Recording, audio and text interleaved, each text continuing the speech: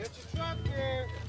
Roll Trump t-shirt. There's something happening here. What it is ain't exactly clear.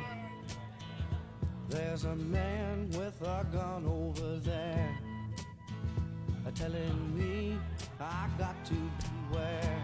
I think it's time we stop, children. What's that sound? Everybody look what's going down. In the history of politics in the United States, there has never been anything like this.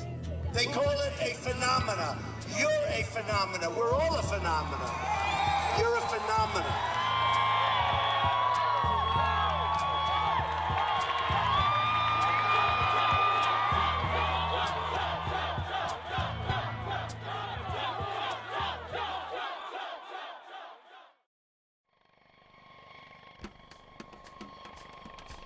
This is no ordinary presidential election. Even in the land where money talks and everything is bigger, 2016 is proving to be a showstopper.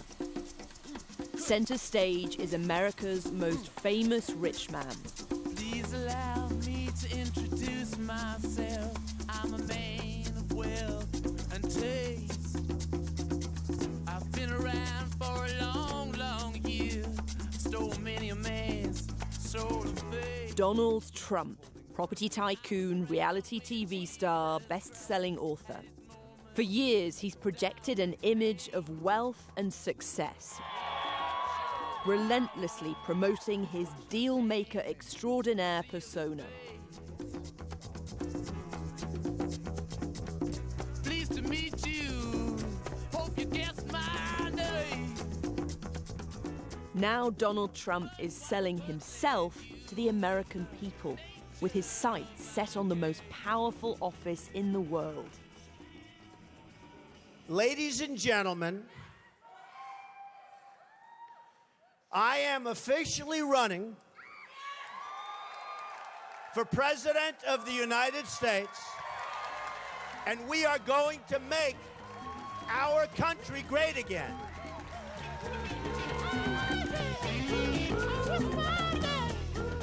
I've been following the Trump circus for months now.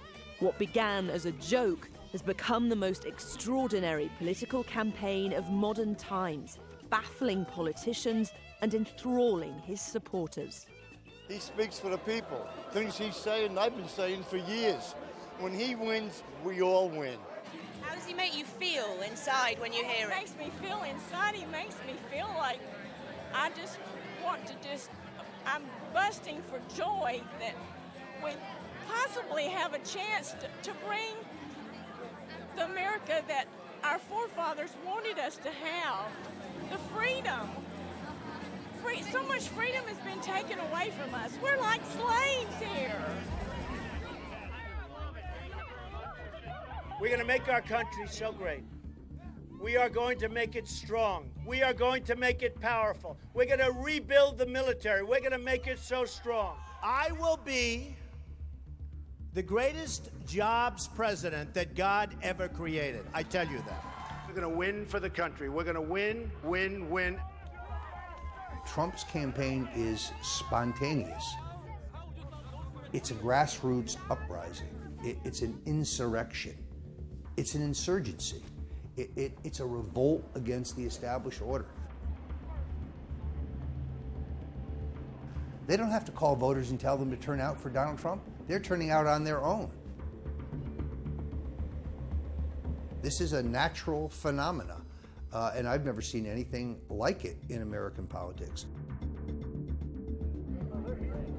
He's giving people a level of emotional satisfaction that you really don't get anywhere else in politics. When you go to a Ted Cruz or a Marco Rubio event and you hear a sort of dry, proper speech about policy, it's not the same sort of almost vaudeville act that you're getting at a Donald Trump show.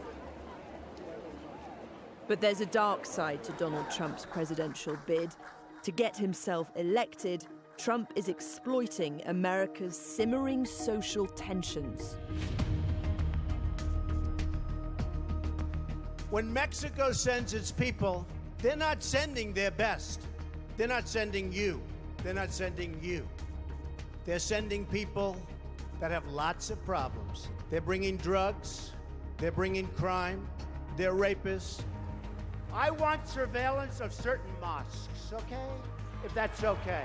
Donald J. Trump is calling for a total and complete shutdown of Muslims entering the United States until our country's representatives can figure out what the hell is going on. The idea of having a black president meant that we were beyond racial divisions, that race didn't matter in the way that it, or that the problems of racism were smaller and more manageable than they had been in the past, and that there weren't people who were sort of openly racist in our public discourse. I think that you have to say that's wrong. I think he has a very, very good sense of what resonates with his audience. So when he starts to talk about something and he sees people respond to it, you'll see him start to incorporate that. And he's very clever. He says what a lot of people are thinking, and he doesn't worry about saying it. He's straightforward, and he speaks his mind, and people like that. I think about how successful he has been at negotiating and leading and all the things it takes to be a good leader in his field, and I just see him being able to do that with our country. So you caught Donald Trump's eye? I did. I mean, he pointed to me. I was in the back. He pointed, he goes, "You." And I was just like a little schoolgirl. I felt very special, and so this is very, very important to us. And what was it like being up close and personal with Donald Trump? It was like a dream come true. I mean, I swear it's like a schoolgirl crush, but it's like I have watched him on Celebrity Apprentice forever. I have always admired the fact that he's not afraid to say what everybody else is thinking. He's just so independent, and this is a candidate that I actually believe in. I have never, ever wanted someone to be president so bad in my life. You seem quite emotional about it. How do you feel? I don't know. It's almost like I know him. I mean, and I don't, but I feel like that I know him, and I've watched him, and I listen to the things he says, and I hear all these criticisms. What about as a woman? He's said some pretty nasty things about women in the past. He's rated them out of 10. He's called them pigs and dogs. And does that bother you? No. Why not? Because, I mean, I've, said things about women. I mean, everybody, that's the thing, is everybody has said something about somebody or something that's not flattering. But not everybody wants to be president. Is it presidential to speak that way? Is it politically correct? No, but that's what's so perfect about him. He's not worried about being politically correct. He owns whatever he does. Friends that live in Mississippi, I hate to say, there's a lot of wealth in Mississippi. We know that. Got a lot of wealthy people. You have some people, however, that are not doing so well because their jobs are being taken away. Their jobs are going to foreign lands, and we're not going to let that happen anymore, folks. We're not going to let it happen. We're not going to let it happen. Is it tough, working hard, bringing up a little girl, and how's life? Is it challenging? It's painful, I mean, to be honest with you, because I see her, and honestly, and I always say this, I've always wanted to give her the life of, like, Donald Trump. I mean, of anybody, any of the celebrities, I mean, as a mother, you want that, and me so more than anybody. I mean, it's just something like I love money, I love, like, the huge lifestyles. I can't give that to my child, so it's hard, but I don't live beyond my means. I'm the type of person, I pay my bills. I think that that's the most important thing. Do you feel like with him in charge, that could somehow, how would it impact you in terms of your life? Well, I think that he will start making decisions for this country that will help out this country. Because we have a great country. We have great people. And these people want to see America be great again. That's what they want. It's what they want. A lot of times people, they go to the poll, they don't know anything about the person they're voting for. And I used to be that way. I mean, I would, well, this person's this, but I didn't really get to know what they were behind, what they believed in, the things that they were about. You feel like you know Donald Trump? I do. I really do. I mean, I guess might be foolishly because I've watched him on the Celebrity Apprentice or in news all over the world, and just I've seen his children be interviewed and different things, and it's just the way he carries himself, the things that he's done, the things that, I mean, he's not afraid to stand up for himself. Do you have any reservations about Donald Trump? I really don't. Not at all. I really don't. I mean, I think that he is going to be a breath of fresh air. For the land of the free and the home of the brave.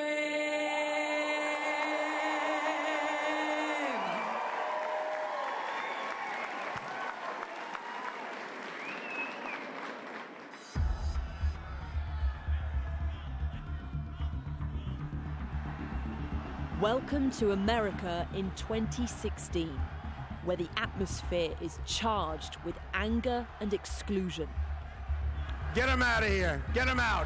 Get him out of here. When he stands up and says, get him out of here, and I'd like to punch him in the face, and inflames a crowd. I love the old days. You know what they used to do to guys like that when they were in a place like this? They'd be carried out on a stretcher, folks. He's not considering whether someone could get hurt, and he's not considering whether he's inspiring hatred. I'd like to punch him in the face, I'll tell you. He gets very angry. He gets very angry, and we see that actually on the campaign trail when there are protesters. Get out of here. Get out of here. Get him out. Get him out. Troublemaker. Get him out of here. I think he's tapped into a mentality of racism, of sexism, of separatism, of divisiveness that has kind of laid, not dormant, but has been unspoken in the politically correct society that we've created in America. The anti-Trump protests became bigger and bolder after he received the support of the Ku Klux Klan. There's also like a lot of anger. I mean, it's not just sort of people who've come to admire Donald Trump. It's people who are angry at somebody else and feels like Donald Trump projects that anger at the right people.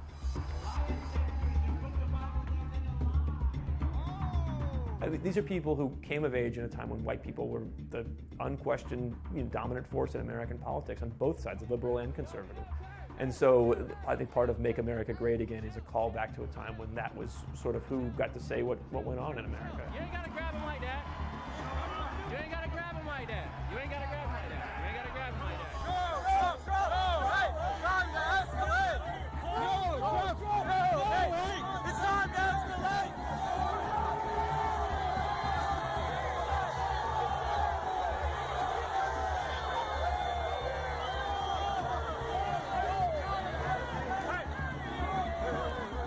Any person who drapes themselves in the flag and stands up and says, I love America, and creates enemies for people to gather against, will inspire some excitement.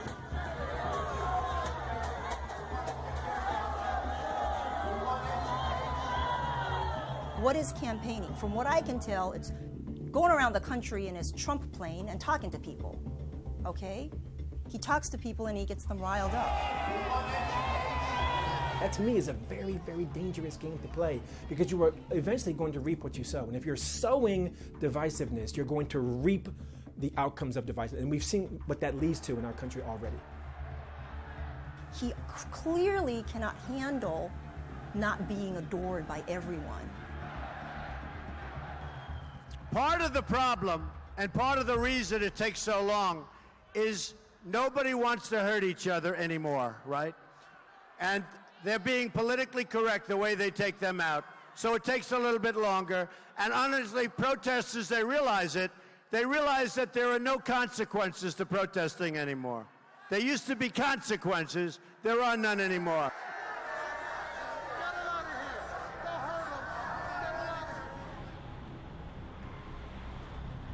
24 hours. News, Mississippi. I'm Lori Thompson with what you need to know this hour. Here comes that rainy day.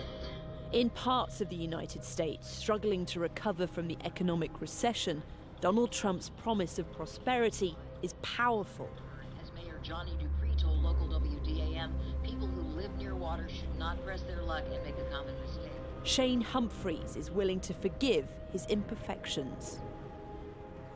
So the way he's behaved and some of the things he said you haven't liked, but you're still going to vote for him. Agree. That's fair. Only because if we're looking for the perfect candidate, Republican, Democrat, we're all going to be able to nitpick the faults. There's never going to be anybody that puts a checkbox in every category. And at the end of the day, I just want a president that's going to treat our country as a business model with hopes that my children and their children can reap the benefits long after I'm gone. What we've all seen within the last 2 or 3 months of the antics, not just with him but with everybody involved, I think it can rub anybody the wrong way. Is it presidential, the way he behaves? Not all the time. I think that there's moments that can be viewed as presidential, then there's moments that would be fit for a true reality show. And I think that's part of the appeal. And I think that's the one reservation that we have, probably everybody has, is how will that fit in the White House? And I don't know that anybody really has that answer. So many of Trump's supporters think that his success in business is directly transferable to government. Donald, way back when he first started in the 80s, came up with the idea that he could brand real estate. Well, that was unheard of because buildings were owned by these companies that no one had ever heard of. And Donald said, no, I'm going to create a brand. It's going to be called Trump.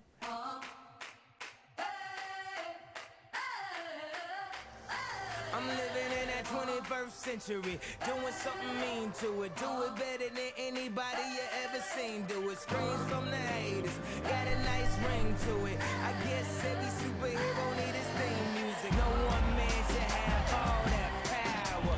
The clock's ticking, I just count the hours. Stop tripping, I'm tripping off the power. Donald Trump wants the world to marvel at his Midas touch. New York, good luck. For decades, he's courted the public perception of fabulous wealth. It's essential to his brand. It's also deeply personal. Forbes magazine compiles an annual list showing the net worth of the world's wealthiest people. There are many billionaires who dispute, but there's nobody in more than 30 years of doing this who cares more about what Forbes says their net worth is than Donald Trump. Nobody. So this is the wealth desk. What happens here? This is the full-time team that tries to figure out how much every rich person in the world is worth to a very small decimal point. Forbes has him at 4.5 billion. He says he's worth over 10 billion. Where's the discrepancy? Trump argues that his brand, just his name alone, has a theoretical value of $3 billion that you plop on top of that. Now, when you start just conjuring $3 billion for your name, you can make yourself be worth a lot of money. So getting the Trump gig, guys, is that the poison chalice or the welcome job? You know, I think it's a little bit of both. It's a really good opportunity to figure out, what makes the man tick, and and what his assets, really are. But it's also a lot of work. He certainly owns a lot of things. He's definitely telling the truth there.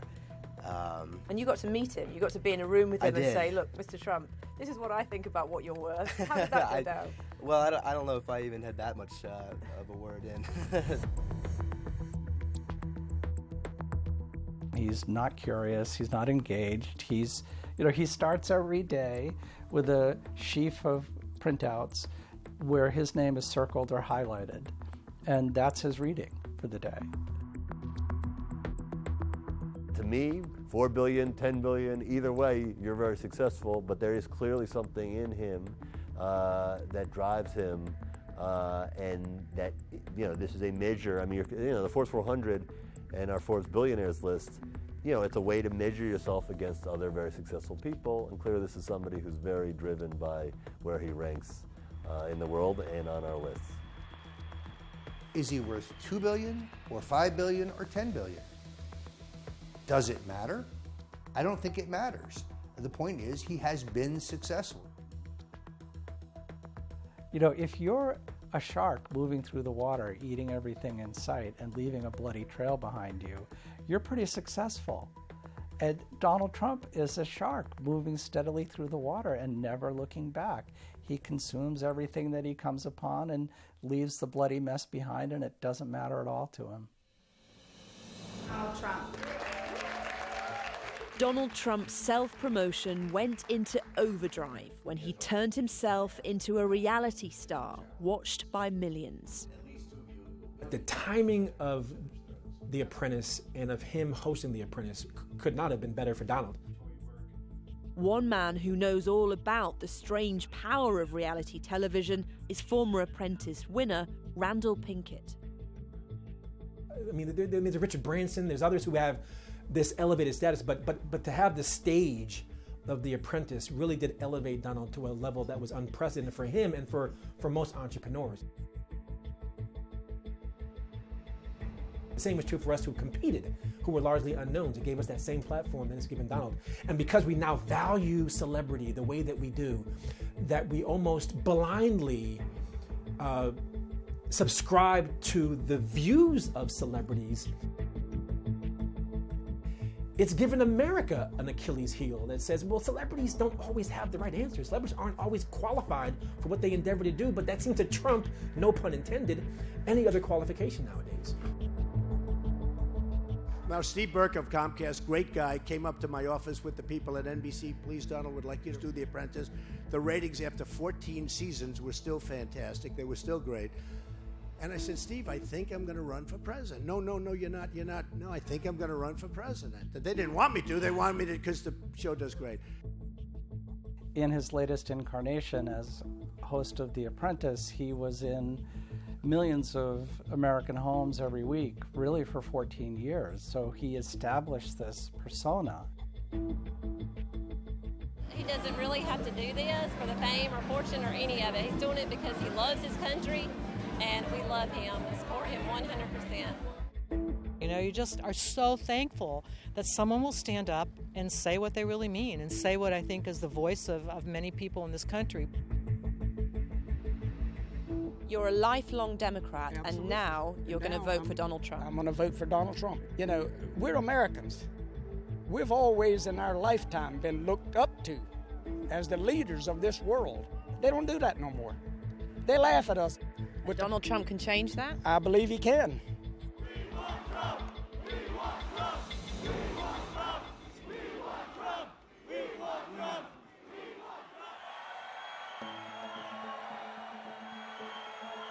Friday, the 11th of March, Donald Trump is due to take to the stage for a campaign event. Mr. Trump just arrived in Chicago and after meeting with law enforcement has determined that for the safety of all the tens of thousands of people that have gathered in and around the arena, tonight's rally will be postponed until another day. Thank you very much for your attendance, and please go in peace.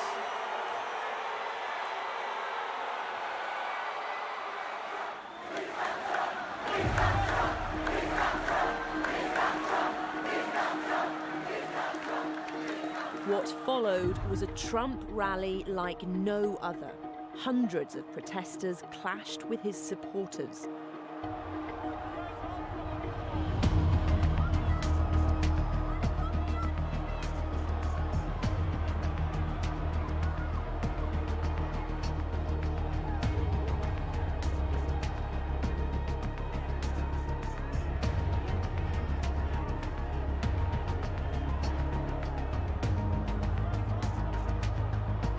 The big, diverse city of Chicago was far less welcoming than his usual stops in America's white suburbs. I felt like I was getting a glimpse of what the 60s looked like.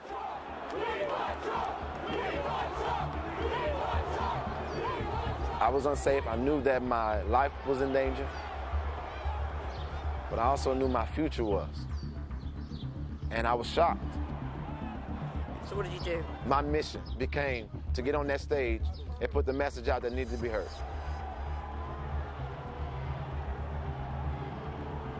What were you saying when you were up there? So I boated to the stage. I jumped over the rail. I said, America is already great without hate. I'm vested in Chicago. I will not tolerate this kind of rhetoric being on Chicago soil or in Chicago's airwaves.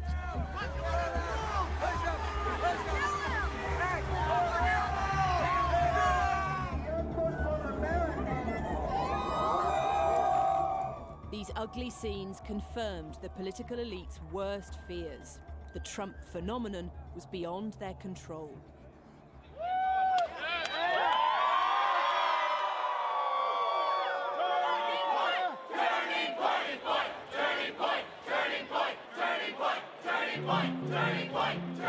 For Republican activists, this is an annual jamboree.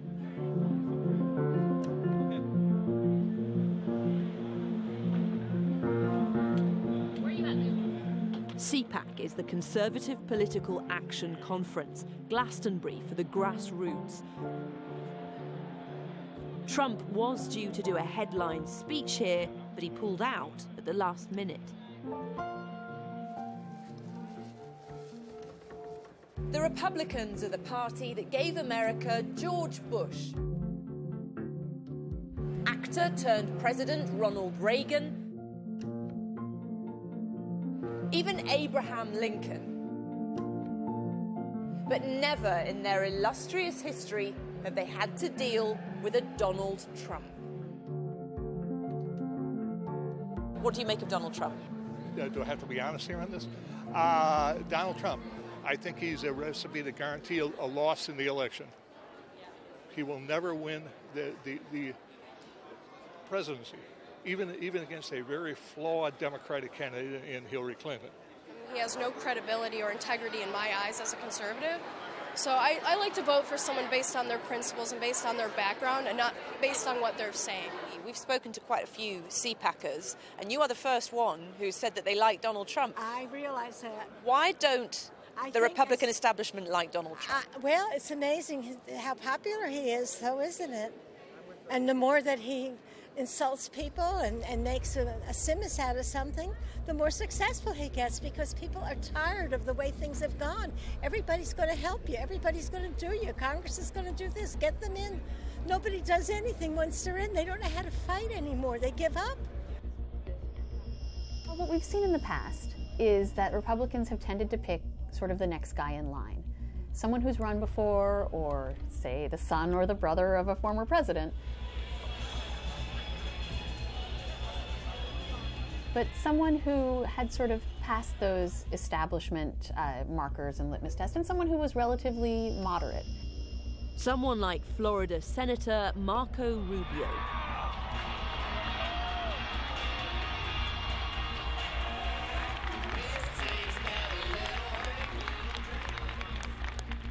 Being a conservative cannot simply be about how long you're willing to scream, how angry you're willing to be, or how many names you're willing to call people.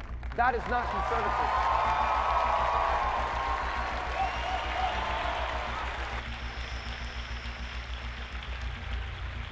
As Donald Trump's playing by his own rules. He's self-funding his campaign for the most part. He's picking and choosing which media appearances, which debates, which conference appearances he wants to go to, rather than making his decisions in tandem with the Republican establishment. So of course they feel left out. They don't want that to be, they don't want a candidate who they don't have some control over. But if the choice is going to be Donald Trump or Hillary Clinton, it would only be smart for the Republican Party and idiotic not to coalesce behind someone who's running opposite Hillary Clinton. An assault was launched. The goal, bringing down Donald Trump. Trump's partner on hotel deals had an ecstasy trafficking record. Trump entrusted convicts to help him run his company. He praises Putin. Doesn't know what our nuclear weapons triad is. Says he'd be neutral between Israel and its enemies. He is not what he appears to be. Donald Trump is a phony. Stop him now. Republicans were in denial for a long time. They thought that this was a phenomenon that would be a passing fancy and would flame out on its own, and they wouldn't have to do anything. There was also a collective action problem. There were so many candidates in the race. None of them thought it was his job to take out Trump. The establishment big gun was brought out to do his worst. will you please join me in welcoming Governor Mitt Romney?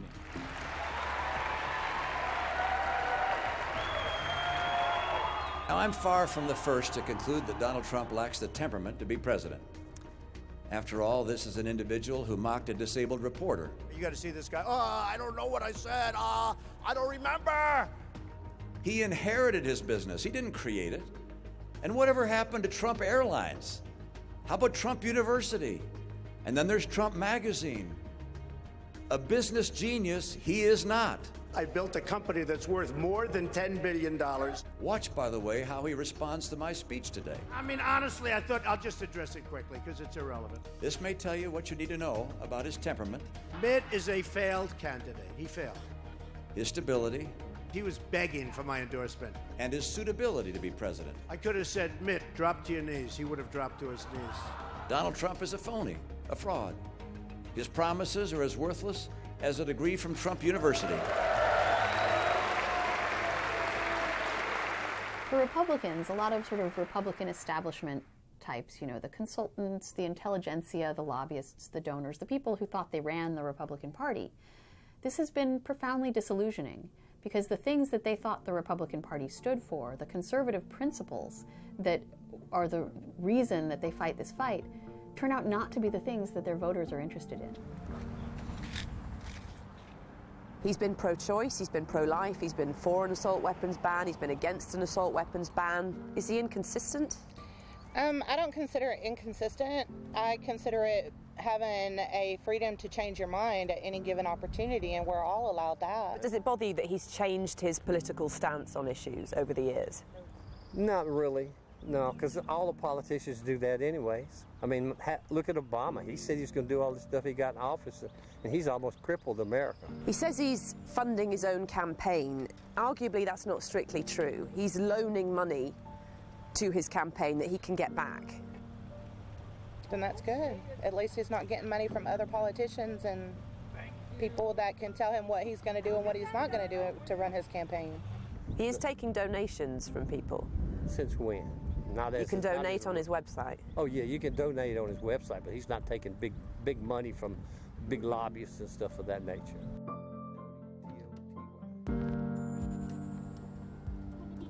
In these towns in the American heartland that used to have factories, but the factories have moved away, and person after person that you talk to, they lost their job at the plant when it got bought by a foreign company and all the jobs went away. You get to tell your friends, you helped Mama make the best decision today. He's referring to a time that those people can remember when life was better for them. And that's a very powerful force. So when he talks about being able to win again, these are people who feel sort of personally kicked around by society, and they like that idea that we can win. Make a wish. You want to help Mama push the button? He's going to make a decision that is what's best for us. He's going to stop letting other countries dictate, you know, everything. He's just going to put a stop. We finally have somebody to stand up to the bullies. I truly believe that he is the only choice. You excited? I will be excited too when he wins.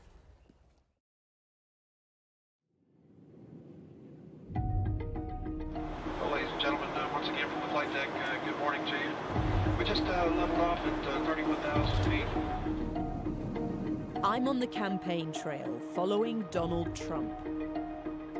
Right across America, he's won state after state, edging closer to becoming the Republican choice for president.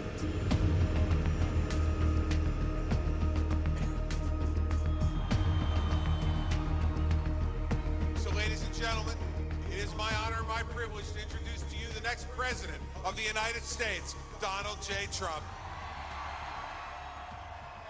When he starts to talk, you don't know what's going to happen, and you can't look away. That's not true of most political candidates these days. Trump's events feel more like rock concerts, with adoring crowds crying out for his greatest hits. Build that wall! Build that wall! Gonna be built. Who's gonna pay for the wall? Mexico, 100%. 100%. There's something exciting about this. This is why we like action movies, and they rack up huge sums at the box office. That pure emotion turned into action is really exciting in a world where everything is nuanced and difficult and complex. And I can see the appeal. A major driver of the Trump phenomenon is his outsider status. He isn't part of the political elite. I'm self-funding my own campaign. I'm putting up my own money. When that big plane flies into Ohio, you know who's paying for it? Trump is paying for it. Not a special interest. I'm paying for it. A very interesting aspect of Trump's appeal is that he is running against not just the establishment, but against the lobbyists and donors that are perceived as running the Republican Party. I also think people like the fact that he is unbeholden to any special interest because he is wealthy, because he is self-financing his campaign. Trump is an entertainer, first of all. That's sort of his business. But he also may be a reaction by the public to how controlled and choreographed and stale so much of our politics has become. Trump is not taking sophisticated polls to tell him what to say to be popular. All he's doing is speaking from the heart. But it comes at a time when the American people are particularly frustrated. I'm tired of the politicians in Washington. I'm tired of the way the country's being run, and I want some change. I want somebody new, and the man knows what he's doing. We're tired of being lied to, cheated on, and everything else from the mainstream politicians, and we're just fed up with all that kind of BS out of Washington. Yeah, I think most people are probably attracted to his campaign because of the fact that he's not a politician. He's totally not in the fold, and he's independent of the establishment, so he feels, and this is his showmanship, he can say whatever he wants and get away with it. And it's pretty amazing. It's quite a show. They're talking about it's one of the great... The reason they are so frustrated is they expected great things from Barack Obama. He promised us hope and change, but in fact, nothing has changed, and we're less hopeful than we've ever been before. He became Barack Obama's chief tormentor, promoting this horrible campaign where people questioned whether he was an American citizen. Our current president came out of nowhere. In fact, I'll go a step further. The people that went to school with him, they don't even know, they never saw him. They don't know who he is. Crazy.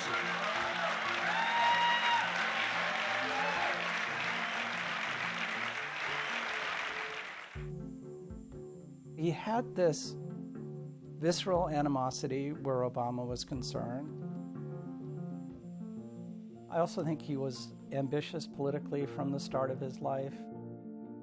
He's somebody who cares a lot about fame and attention and being a celebrity, and he got into this, I think, because he'd flirted with it, and people said, no, you can't do it. In fact, in 2011, when he was flirting with it before the last presidential election, President Obama mocked him in a dinner with all the Washington elite in the room.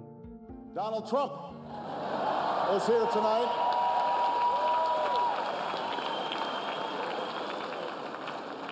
Now, I know that he's taken some flack lately, but no one is happier, no one is prouder to put this birth certificate matter to rest than the Donald. And that's because he can finally get back to focusing on the issues that matter. Made fun of him, made fun of his hair, made fun of his tan, made fun of his career on reality television.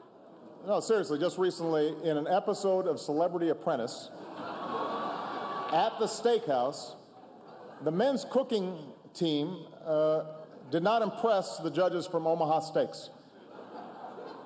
And there was a lot of blame to go around, but you, Mr. Trump, recognized that the real problem was a lack of leadership.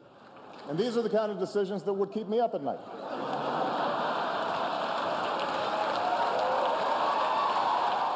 And I think he felt disrespected and so started his campaign just to show those people that he could do it. Trump's suitability for the White House is no longer just a punchline. It's the talk of America. Florida lawyer Elizabeth Beck represented clients who were suing Trump for a failed property venture. I had just given birth to my firstborn child. She was 3 months at that time. I pulled out my Medela bag. Looks like a woman's handbag, okay? And I said, I need a break because I need to breast pump. Okay? And I said this in a room full of men. There was no other women there. And when I said that, Mr. Trump stood in front of me, about 1.5 feet, and he just started screaming at me. Okay, he shook his fingers at me and started screaming. He said, "You're disgusting. You're disgusting."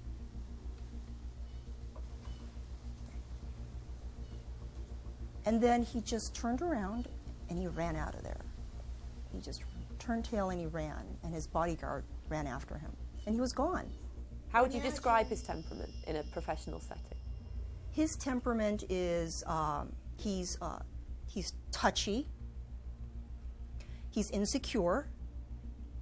I think he's a fearful person. Finding the flaws in Trump's record and campaign is easy. What's difficult is getting them to stick. Mr. Trump, Yes. a new study from the Immigration Policy Center says there's no correlation between immigrants and violent crime. Why should America trust a man who ignores the facts to push a message of fear? Well, one of the things I want to do, and I feel very strongly, it's a country based on borders, and our country is based on laws. And when people come into the country illegally, we should not allow that. The populist billionaire can talk his way out of anything, and people don't just buy it, they embrace it. I will get out and knock door to door. I'll do whatever I can, and I will be honestly thankful that we have a president like Donald Trump finally. You're going to be proud of your president. You're going to be so proud of your country. I wrote him off summer of 2015. I grew concerned in the fall of 2015, and here, well into 2016, I am worried. Tell your friends, vote for Trump. I promise you, I am going to do such a great job. The idea of President Donald J. Trump terrifies me. Are you ready for this, folks? Are you ready? How you like me now? How you like me now?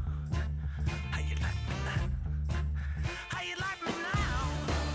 How you like me now? How you like me now? How you like me now?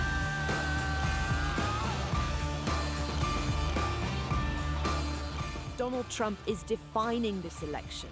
Whether or not he makes it all the way to the White House, 2016 will be remembered as a year when America witnessed a political rebellion.